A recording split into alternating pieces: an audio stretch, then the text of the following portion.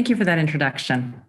Paul and I are delighted to participate at the Embedded Vision Summit, and we're going to be discussing vision systems that can enable dynamic workflows in manufacturing. Paul and I work together to identify innovative startups with the ability to transform manufacturing, and so we'll be talking about how that applies to vision systems. And with that, I'm going to start with the first question for Paul. Paul, why don't you tell me a little more about your role at Stanley Black & Decker? Thanks, Laila. So I'm Paul Turner, Vice President for Industry 4 Apps and Analytics at Stanley Black & Decker.